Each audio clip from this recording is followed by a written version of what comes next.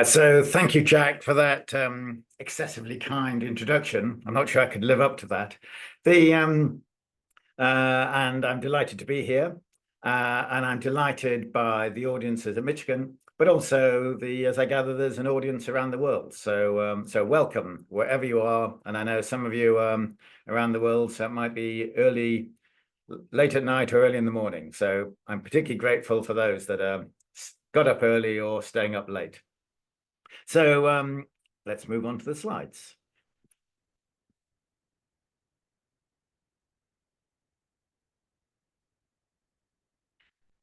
So I'd like to talk about how how my career in many ways has been inspired by the work of Rachel Carson. I'd like to talk about a number of elements of that.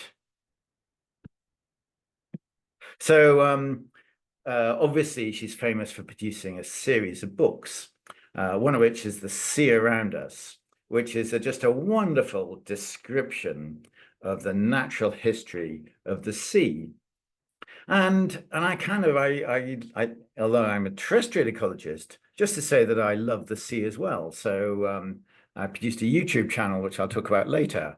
And here is me talking about kelp, or for other, this is a rather peculiar video I made. It's rather peculiar. I'm describing physics principles in the dark.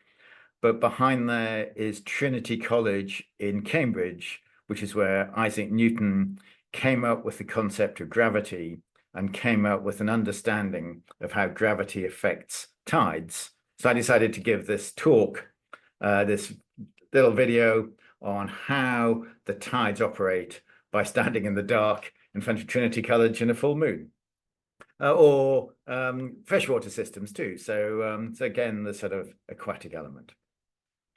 But the thing that really influenced me was, as an undergraduate, I read Silent Spring, and I read about the shocking consequences of organophosphate pesticides.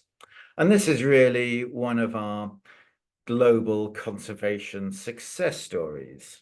And when she was writing, it became clear that peregrine falcons were declining, that pelicans were declining across the world. There were serious problems for organophosphate pesticides.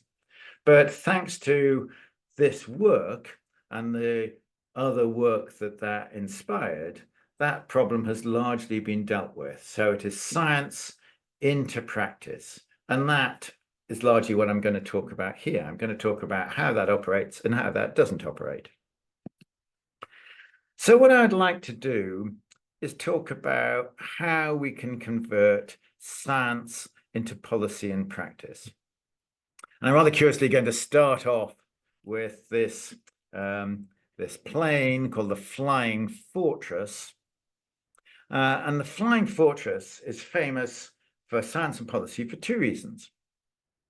Firstly, when it was invented, it's a huge plane and a complicated plane. And tragically, on the test flight, it crashed and the pilot was killed. And the conclusion was that this was just too complicated to fly. And Boeing almost went bankrupt. All the plane operators canceled their bookings. They said, this isn't going to work. And it was a disaster. But then a group of test pilots got together and said, if we make a standard list of all the things we have to do, and then we fly it, we just work our way through that list, then perhaps we can fly it. And that's what they did. And that has been immensely successful.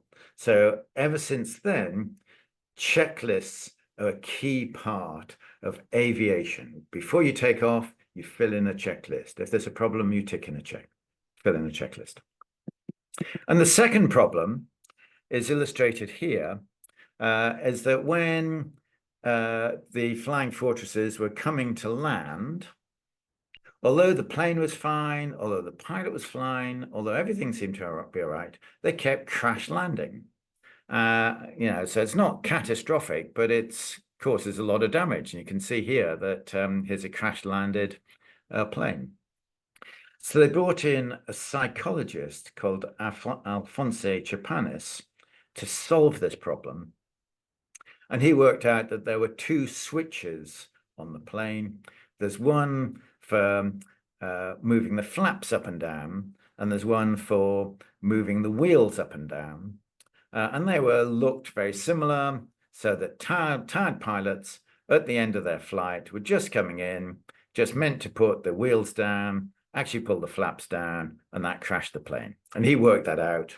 And since then, they put a little wheel sign on one and a flap sign on the other. And by law in the United States, planes have to be designed that way. So the two processes of reflecting on when there's a problem and improving things and using checklists are key to the safety of planes. And I'm sure you all know the Miracle on the Hudson. Is the filmed reconstruction of it, that when this plane was re-landed on the Hudson, before it took off, they went through a checklist, and when they hit the birds, the pilot took over, and the co-pilot got out checklists and then worked his way through the checklists. So it's just routine for practice. And this is just an example of the sort of checklist. This is kind of a medical checklist, and it's slightly worrying. It says things like, this is for surgery. It says things like, who's the patient? Which side are you going to operate on? What's the medication for? If there might be a problem of blood loss, have we got any blood available? Have we, at the end of the operation, got the same number of bits of tools and cotton buds that we had at the beginning, et cetera, et cetera. And being medics, they did a randomized controlled trial, and they showed that if there is a checklist, the risk of complications goes down by 17%. So we have these two operations, learning from problems and using checklists, and these have massively improved the safety of planes. So the top line shows the number of accidents in total or passenger jets, and you can see, since it kind of went up to the 70s, largely because there's a lot more planes, a lot more flights, but the number of accidents has plummeted over the last 50 years. And if you express that as the fatalities, the number of fatalities has gone down enormously since, say, the 70s or the 80s. But the right-hand graph shows that if you look at the number of flights, they've gone up many-fold. So if you look at the accidents per flight, it's dropped enormously. So flying used to be a slightly risky process. Now it's an incredibly safe way of traveling because of science and learning being moved into policy. The second area I'd like to talk about is building design. So engineers have a set of bits of guidance. So if you're designing a building, you've got to have all these different rules, all these bits of speculation, all these different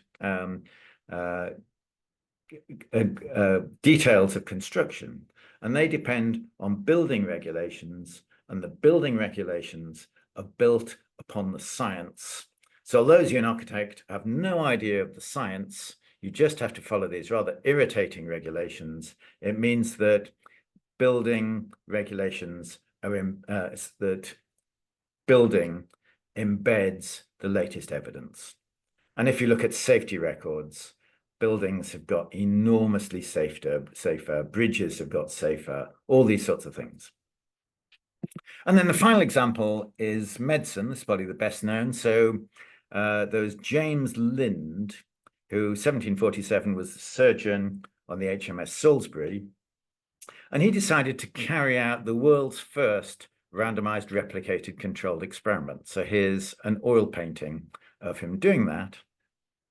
So he took patients that had scurvy, which is a nasty disease that killed large numbers of sailors. And he found a number that was, he said, as similar as he could find.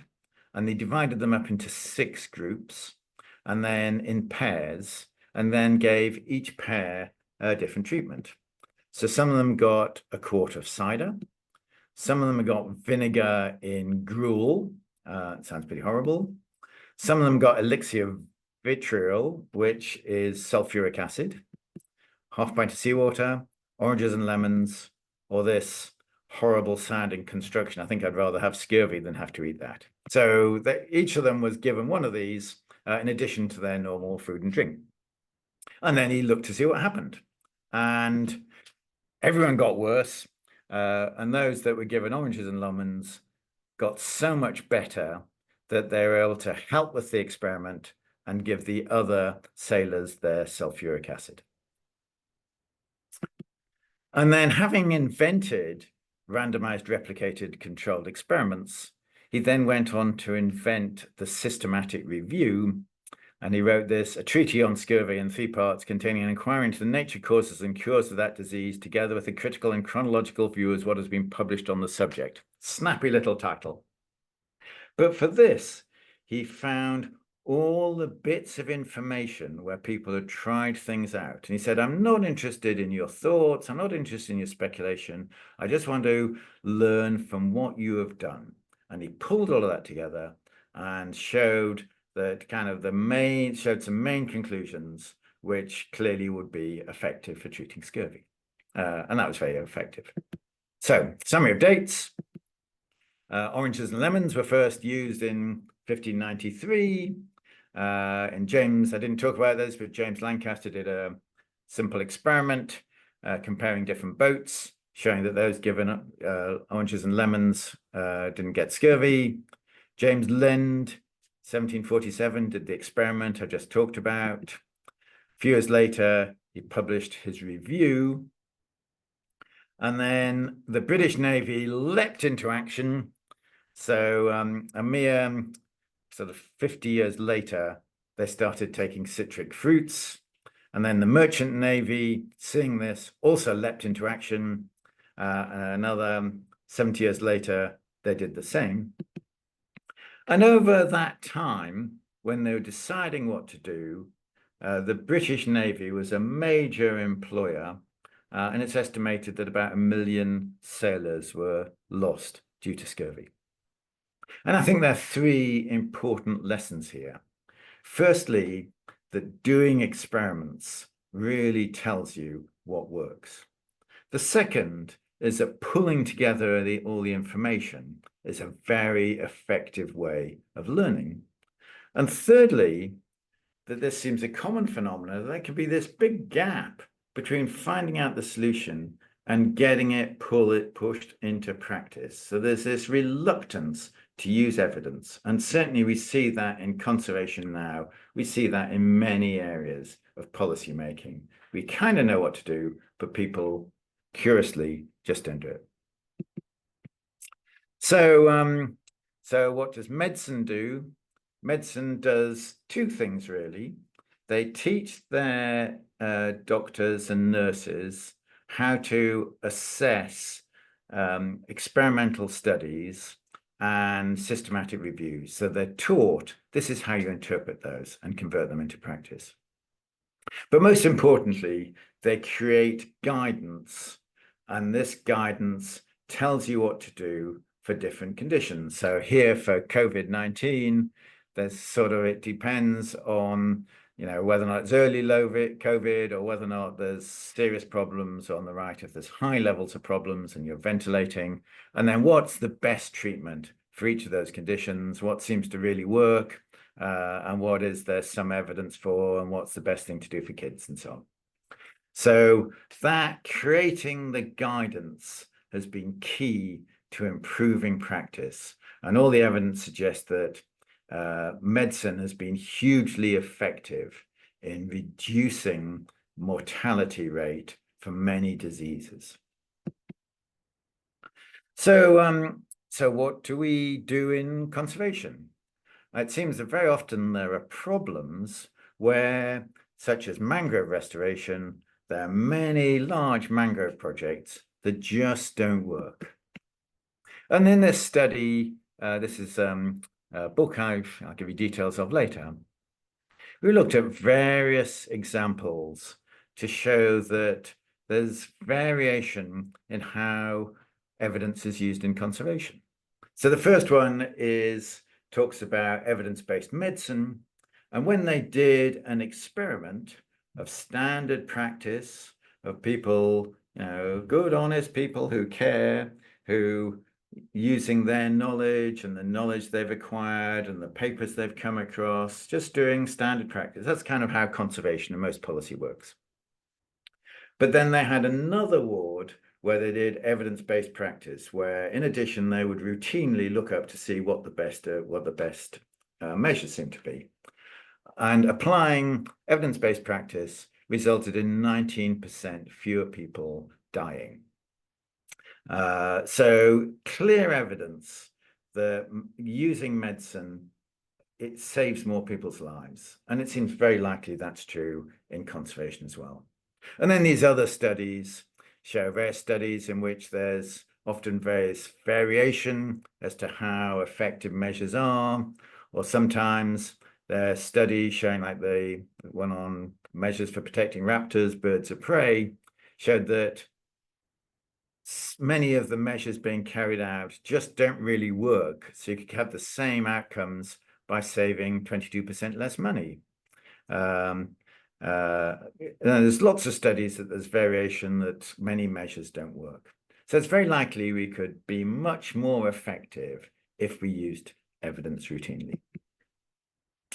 But that's only part of the story. There's other complications. So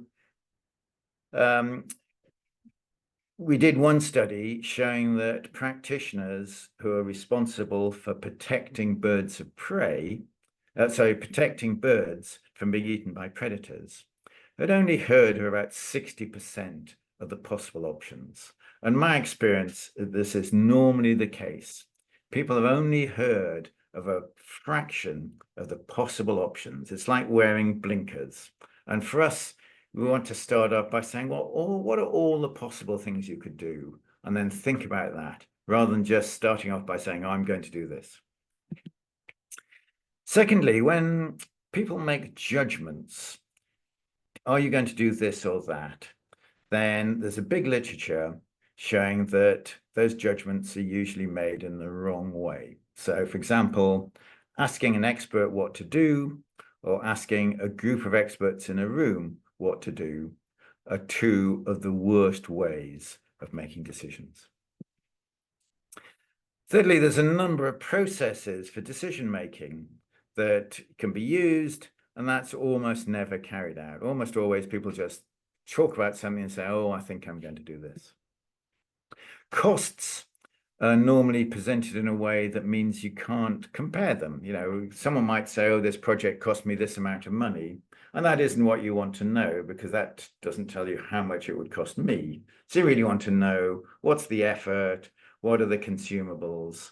What's the equipment needed? And I can then work out what the costs are.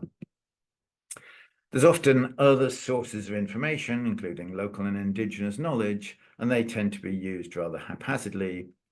There's little learning from failures, and there's rarely any effective learning from what was done to make the next operation more effective.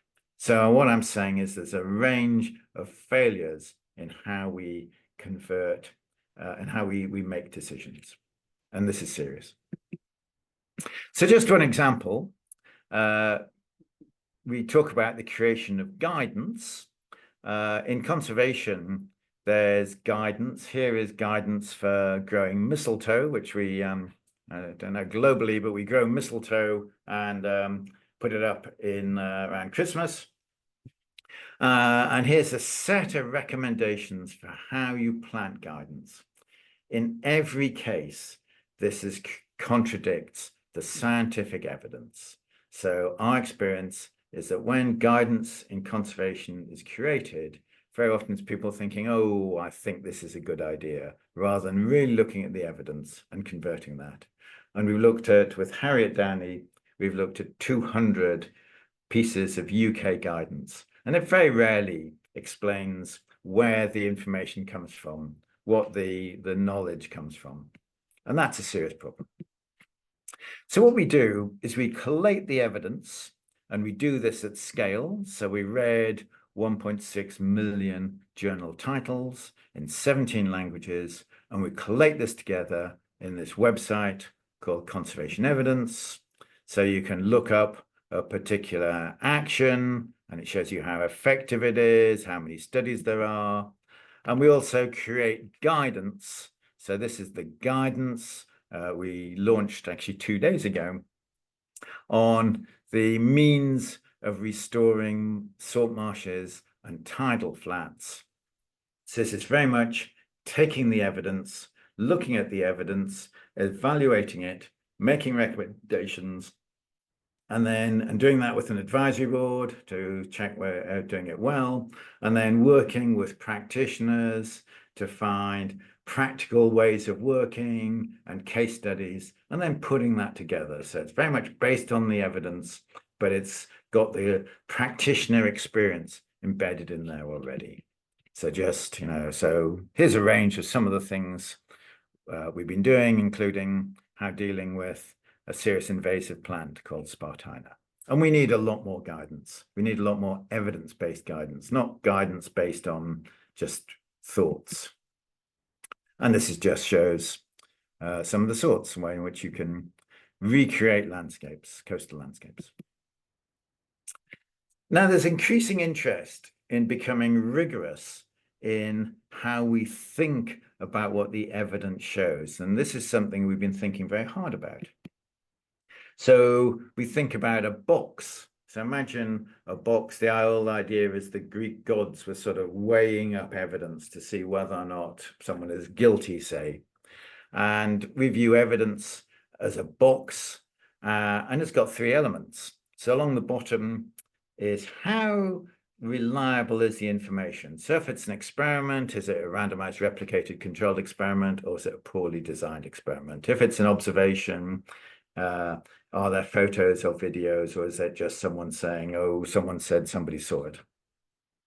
And then going up is the source reliability. So is this a reliable independent source, or is it someone who's known to be unreliable, or someone that has a clear agenda?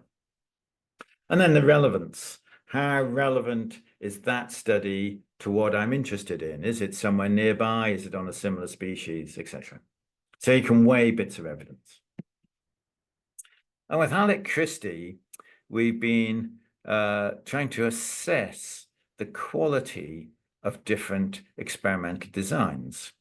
So this rather complicated diagram. Imagine you have some fields, and at time 0, you do an experiment action. Here involves a tractor.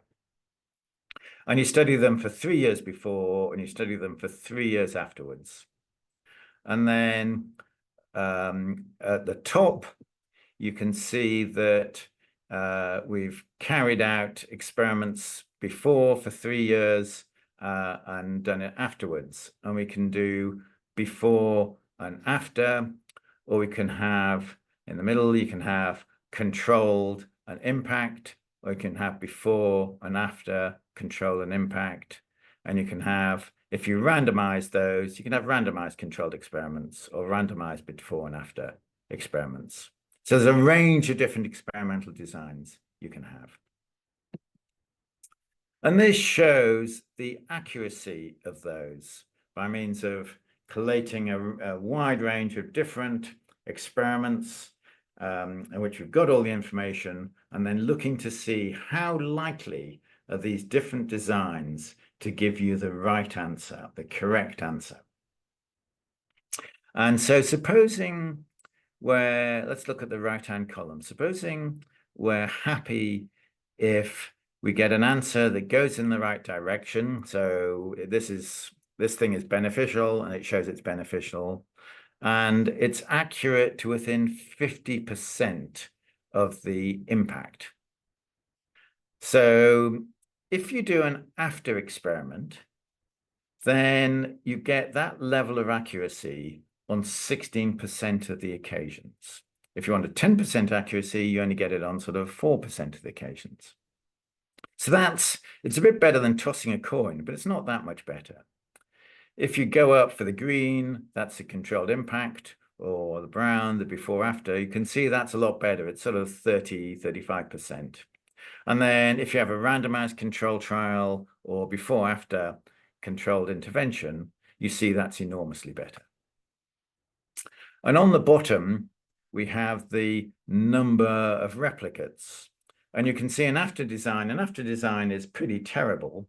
And if you do it lots of times, if you do something lots of times terribly, it doesn't actually improve very much.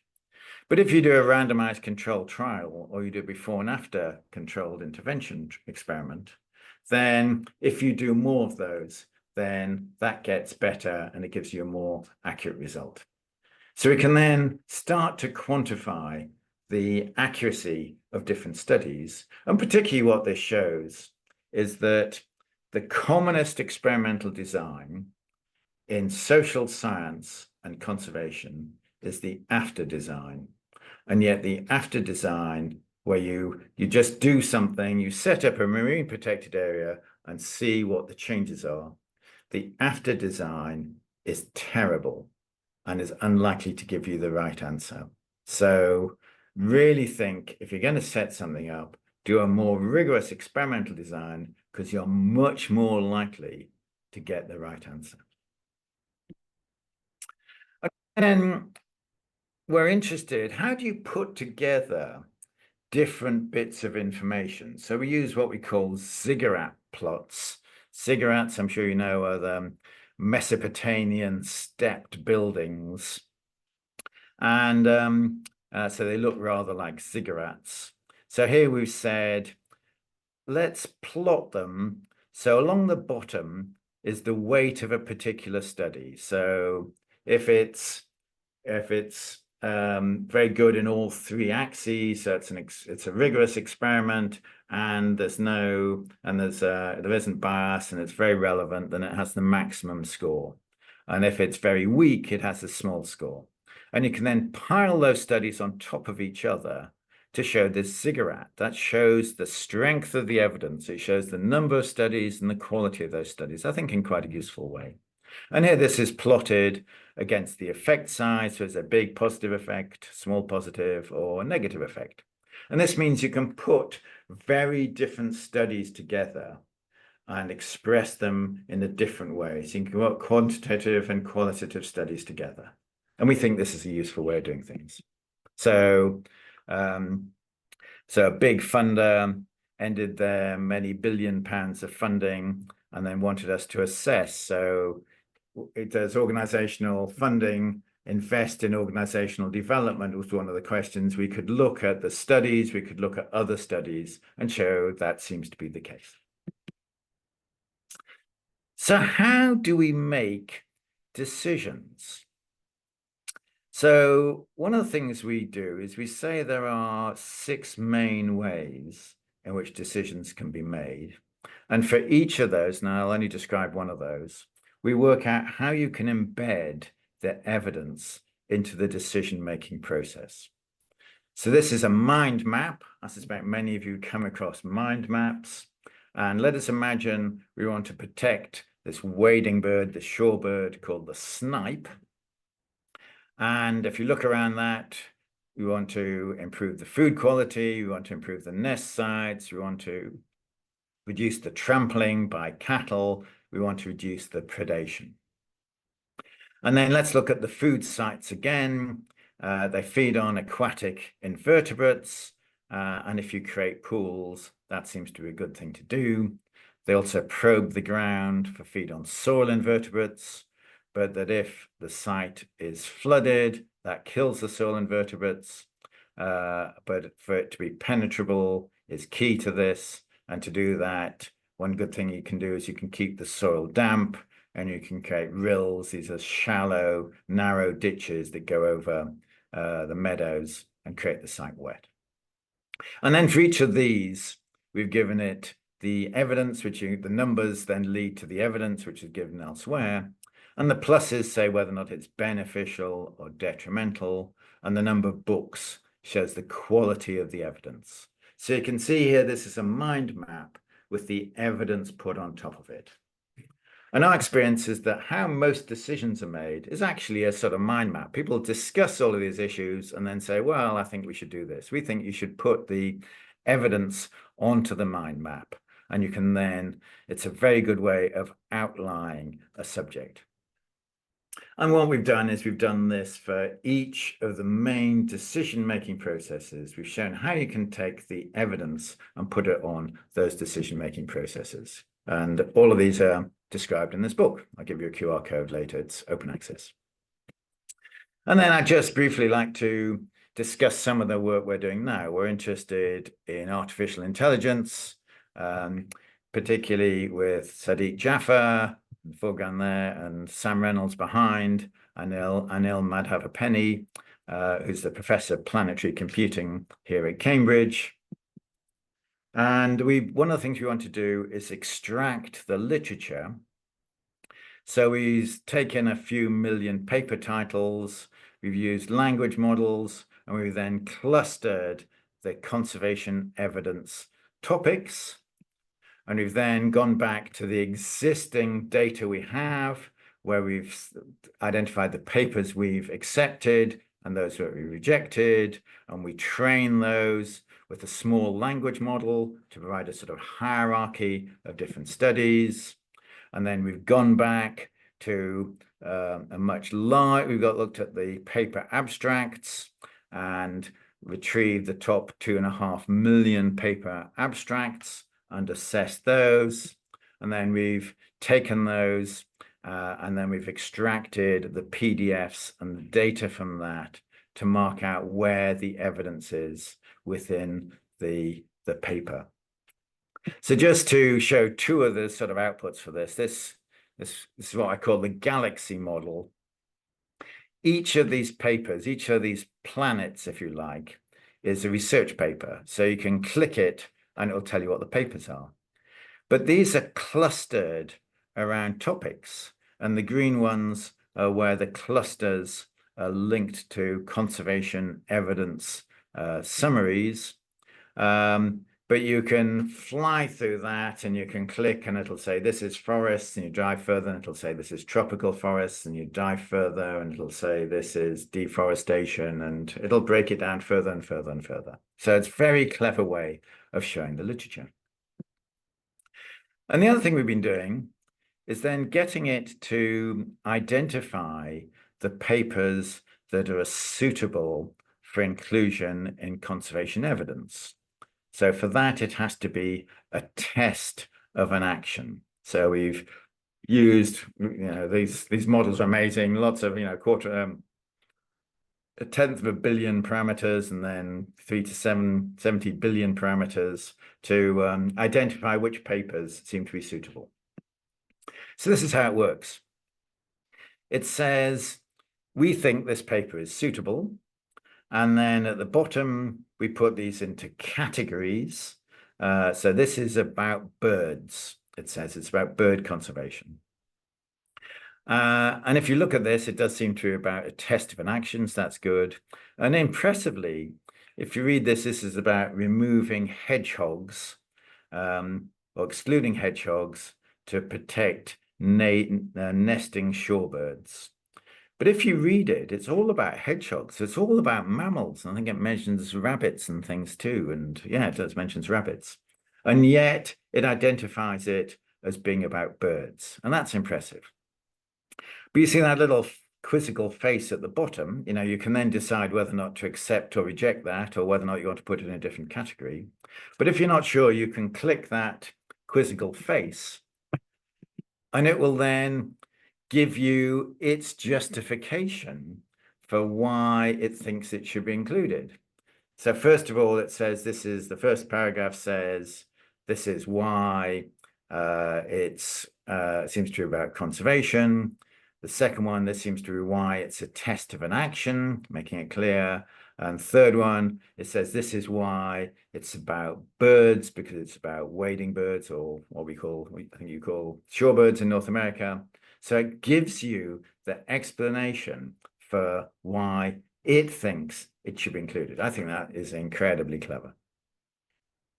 And so using this we've been extracting the literature at scale and also producing what's called a conservation co-pilot, where you can ask it questions and then it uses the evidence to make decisions, rather unlike the systems we have at the moment where you don't actually know where the information comes from. And then we've also done a horizon scan to say, what are the up and coming issues in relation to artificial intelligence and conservation?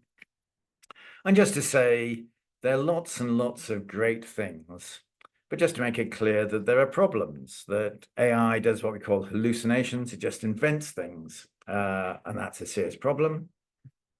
It can produce information that can be damaging to conservation. So distribution data can be much more easily available, and you can say, well, I want to go and pick those rare orchids. I can now work out exactly where it is and go and do so.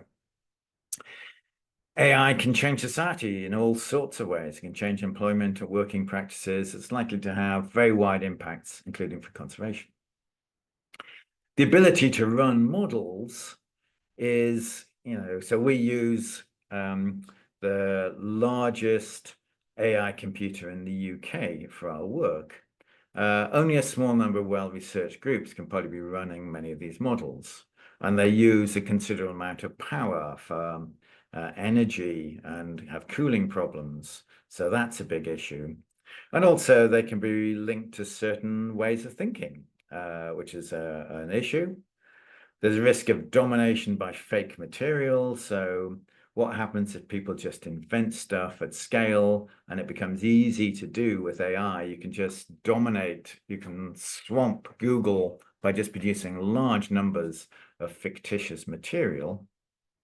And bad actors can sort of behave in all sorts of ways. So I guess what I'm saying is AI is wonderful, very exciting, but there are some serious issues. So when we're using evidence, we also want to learn. When we're carrying out conservation practices, we want to then learn. And we say that really we should be learning by embedding experiments into practice. And we think there are three elements. Firstly, what are the results that would help improve your management? Secondly, at the top right, do you have the relevant skills to carry out practice? And then at the bottom, are your management plans amenable to carrying out an experiment? And if that's the case, let's think about embedding experiments into practice. Is this a better way of doing it than that way? What's the best way of dealing with an invasive species? Restoring a species, restoring a habitat. We really should be embedding those lessons into everything.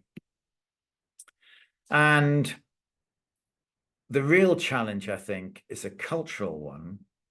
And so the way we see it is there's a set of problems. So many large-scale conservation projects don't really deliver. These are the things I've talked about. Guidance often isn't very good. We can often waste a lot of money. Lots of schemes don't work. So I think what will happen is when there are challenges, when auditors question ineffective money, when funders say, hey, I want to fund effective projects, when businesses become wary, when we accept there's an expert crisis and we need to do things better, when governments demand evidence, when planning decisions are questioned, when this material is questioned, then I think we're going to move on. And to move on, we need the evidence to be reasonably complete and accessible, which we've been talking about. We need the tools available to enable practice, which we've been talking about. We need processes to encourage communities to use it, and processes to ease the embedding of tests into practice. And then the vision we see is that practitioners would routinely reflect on evidence. The government agencies would demand evidence use. There'd be routine testing of action. Funders would ask applicants why it expects proposals to work. Businesses would demand to know the evidence underlying the risks. Consultants would have to be evidence-based in practice. All of these seem kind of essential, but aren't really happening, but could happen if we started challenging. So the consequences is it should be unthinkable not to reflect on evidence before making decisions. Evidence use should be fully embedded into policy and practice. Conservation probably would then become more attractive to fund. So as a result of that, there should be more and greater effective conservation. And a result of all of that should be a markedly improved environment with better funded and more effective practice. So that's the vision we see. And we see this as there are a number of easy wins. So the big challenge is the cultural challenge for organizations to accept there's a problem and accept that they are going to be more evidence-based. So this is the 8 things that organizations could do now. So if any of you happen to be running an organization or involved in an organization, you could do these now. The easiest one is you could say, well, from now on, if we're going to advertise a job for decision making, we're going to put in the job advert, you have to understand evidence-based practice. If you did that, and everyone did that, then the world would just be a much better place, because people would take evidence more seriously, applicants would think about it. You'd have people understand evidence use. So finally, I'd like to return to Rachel Carson. And a lot of what she did, as illustrated at the top, was by thinking about research, was by studying biology, thinking hard, reading the literature, and basically being a scientist. But also she read and wrote. And also, she just talked about the wonder. So I like this quote: the more clearly we can focus our attention on the wonders and realities of the universe about us, the less taste we will have for destruction. So appreciating that things are wonderful, but it's important. So I guess what I'm saying is that she thought deeply about the research, but she thought deeply about how wonderful nature was. And in a minor way, I've been trying to follow in her footsteps. So a few months ago, I created this YouTube channel, Bill Sutherland's Conservation Concepts. And what I do here is I do very often 2-minute videos. All of these are just all of these are under 2 minutes, 20 seconds. They can go on Twitter as well. And I talk about a range of ecological concepts. So here, just as the bottom examples, talk about mildews, oak mildews, and how, the oak mildew that affects a lot of the oaks globally has jumped from mangroves, and there's another species that has jumped from rubber plants. So pathogens routinely jump between very different groups, and how important that is. Or I talk about upland streams and how, by understanding the physics, the slope of the stream, everything else falls out. So you can understand why upland streams are so important. Or for roosting birds, for shorebirds, the roost site is critical, and just thinking about that. And then at the right-hand side, a bit cut off, why, if you look at a map of the world, you can see there's a clear band of forest, there's a clear band of desert, there's a clear band of temperate forests, there's a clear band of ice. What is it that explains the distributions of those? So I'm very interested in talking about the wonders of the world, but understanding that. So please have a look and see if you find that material interesting. Then I'd like to then just end up by saying I've been slightly critical of the process, but I'd like to end up on a sort of positive note. So here's a protest at a rally, and there's a White House in the background. What do we want? Evidence-based change. When do we want it? After peer review. That's exactly our way of thinking. Or it's a rather old picture with my 2 daughters. Both finished at university, so you can see how old this picture is. And Anna Sutherland School Report for Science. She is progressing well, but must take a more evidence-based approach. Slightly alarming for me as they had no idea what I did, but slightly alarming for me as a father that I've been told my children must take a more evidence-based approach. But what this shows is that evidence is being taken seriously by 10-year-olds. So the idea of looking at evidence is gradually being embedded in society, and I think that's really important. So thanks very much. And then finally, if you want to learn more about this way of thinking, there's a QR code that leads to an open access book of this Transforming Conservation book that talks about practical ways of improving evidence and decision making. And also, please feel free to look at the YouTube channel. So thanks very much. Yes, thank you so much, Professor Sutherland, for your fantastic lecture. This is really very informative, insightful, and inspiring, especially, a 10-year girl can do, I think adults can do also. So this is a good lesson for us. Now it's time for questions. And again, the audience is welcome to post questions in the Q&A box. And so I think that would be great. Okay. Okay. So the first one, actually, can you please show the QR code again? Yeah, maybe put the screen again.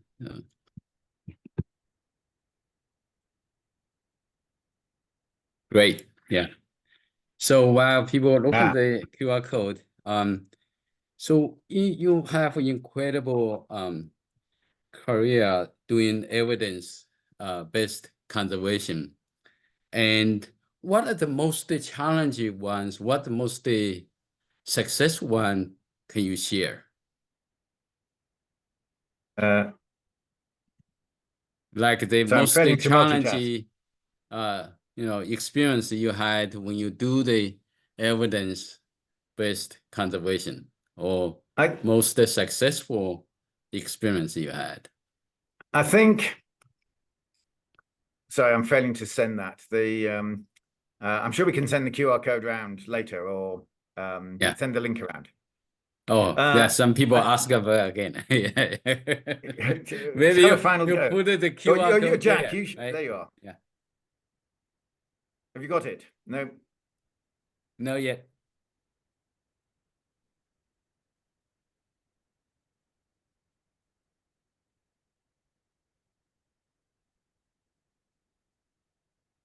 I'm going to let Jack send it. Show it around. Okay. Yeah, we will put the QR code later on the website. If those are interested, you can visit the website or email James or me. Okay. So let's now address the questions, maybe. So I think the main challenge is when we started, it was in 2004. It was difficult for practitioners to access information because it was all behind paywalls. The best way of searching the literature was the Web of Science, and that was again behind a paywall. So it's actually very difficult for people to look at that. And the world has now changed. So evidence is available and there's ways of collating it. There's our conservation evidence website and things like that. So now, and there's guidance, so it's much easier, but it isn't really been adopted. So the main challenge is a social one of saying it's unthinkable not to reflect on the evidence before you make a decision. That to me is the major challenge. Great, thank you so much. So the questions here, thank you. And how do you deal with the power, money, and other resources shaping the generation of evidence?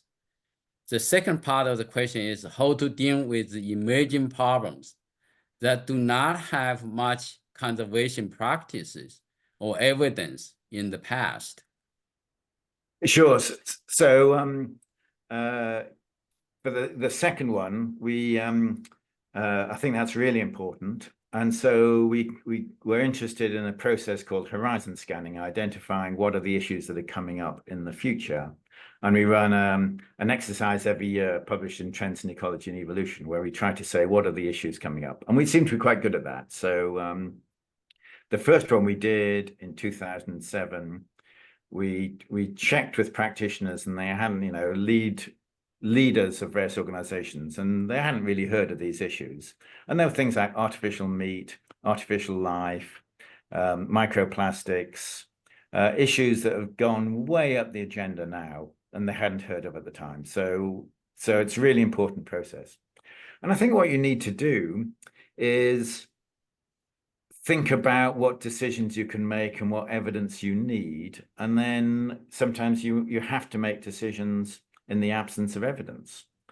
The big concern for me is that when the evidence is available or could be acquired and we don't use it, that is the real serious problem. That there are lots of issues whereby people are repeating experiments, are repeating errors, or not learning where they could be learning.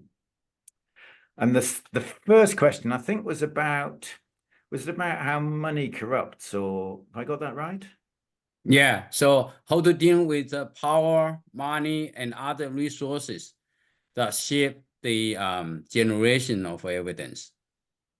Yeah, there is an issue that some subjects are studied more than others. So just as one example, if you look at the global distribution of evidence, you see that it's largely collected in the more affluent parts of the world. There's a lot in North America, there's a lot in Europe, but there's much less evidence in, say, large parts of Africa. And that's a serious problem, and we need to find ways of expanding the evidence base. Yeah, great. Thank you so much. So the next question is, by the end, in the end, it's all about political decisions, isn't it? A 20% probability will have different meaning for different decision makers. So evidence-based has limitations. How do you view that kind of limitations?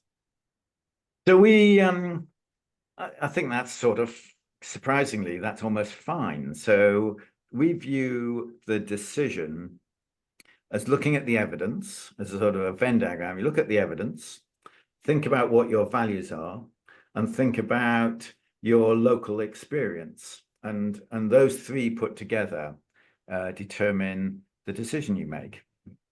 And then the values are kind of, if you like, that's the politics, that people will have their own agenda. But you really need to explain what the logic is, that this is what the evidence shows. And then for political reasons, we've decided that we want to do this. And if that's sort of laid out, that's much better than just a decision made in the absence of an understanding of the background. So it's never the case that you can say, this is the best thing to do. Your values always come into it. So if you want to deal with an invasive plant, that seems straightforward, but dealing with the invasive plant might require using a herbicide. Is it acceptable to use herbicide? You might, by pulling it up, you'd say, well, that's affecting the carbon, etc. What are the things to do? Your values always come into it. Great, thank you so much. Also, thanks to Carl Stevens put the link to the book that you mentioned, so on the website and chat. Yeah, so thank you. Thank you. So the next question, the next question is, how is it fair to detect an effect of conservation practice, i.e. type 2 errors, incorporated into evidence-based policy and practice? Yeah, so we do, and this is why the experimental design is so critical. And also the other issue is what we're interested in moving towards is to sort of pre-register your experiment beforehand, because there's a serious problem that people will describe those actions that work, and if it doesn't work, they won't tell you about it. So for the mangrove example I described, if your mangrove planting is successful, you talk about it. If it's a bit of a disaster, you don't mention it. So you overestimate the the effectiveness. And the way to do that is if you pre-register them, so you know that kind of almost all studies are included, that greatly reduces the risk of that. Great. Yeah, thank you. So the last question we have before we have to end. As a master student in ecology, how do you think universities should raise the questions of evidence-based conservation? And how could it be taught, especially as it may not be the subject that professors are well versed in? Thank you. I think you're right. And it's about how do you make decisions in the presence of evidence? So you have a decision-making process and you've got to look at the evidence, and often that is complicated. And we talk about this a lot of the book. How do you put together different sources of evidence? How do you evaluate which bits of evidence you believe or not? How do you put them together? Then how do you embed that in a process? Because often your decision isn't, am I going to use this herbicide or that herbicide to treat this plant? It is, how am I going to restore this coast? And that has a whole range of different questions. And how do you put all of those together? And then how do you embed evidence into that process? And I think it's really important that people are taught how to do that. Yeah, great. Thank you so much. Your lecture and interesting Q&A questions. are so Thank interesting, but time goes really quickly. We already run out of time. So, Professor Sutherland, thank you so very much again for your wonderful lecture, and also want to thank the audience for participating so actively in this lecture. So right now I have to say goodbye, everyone, and see you next time. So thank you so much. Have a nice day or nice evening, or depending on where you are. So appreciate it. Thanks, Jack, and thanks everyone. Thanks Yeah, for listening, and Yeah. hope you use this and make a difference.